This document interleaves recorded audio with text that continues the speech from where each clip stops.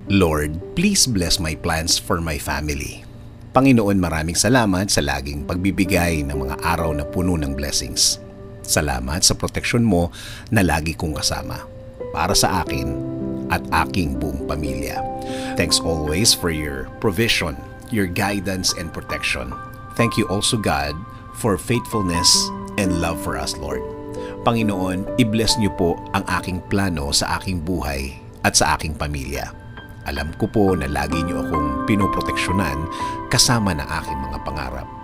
Panginoon, hindi po ako isang perpektong tao at alam ko po na hindi rin perpekto ang aking plano. Pero kayo na po ang bahalang mag-ayos ng mga mangyayari. Dahil naniniwala pa rin ako, Lord, na ikaw ang mas nakakaalam ng bukas.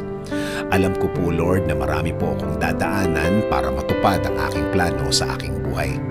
Pero alam ko po na bibigyan niyo po ako at ang aking plano sa buhay ng tamang direksyon. Hindi rin po ako nag-aalala na baka hindi po matupad ang mga ito dahil alam ko, Panginoon, na lagi po kayong andyan para ibigay ang mga oportunidad na kailangan ko para mapalapit ako sa aking plano sa aking buhay at para sa aking pamilya. Alam ko po na ipapadala niyo rin sa way ko ang tamang tao para po makatulong sa aking plano, Panginoon. At ang mga taong ito ay gagabayan din ako sa aking mga gagawin. Lord, please clear my mind always so I can focus on the things that I need for my plan. Ilayo niyo po ako sa mga bagay na maglalayo sa akin sa magandang plano para sa aking buhay. Kaya Lord, I am submitting my plan to your plan. Alam ko po na kapag kayo ang nagplano, mas malinaw at mas makakabuti sa akin at sa aking pamilya. Lord, please keep me safe and my family always. Kayo na po ang bahala sa amin at sa aming mga bukas.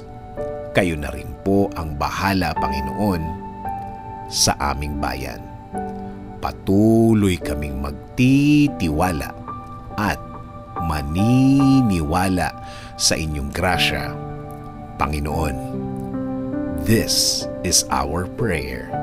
In Jesus' name, Amen. Sabi nga sa Proverbs 16:3, commit to the Lord whatever you do, and He will establish your plans.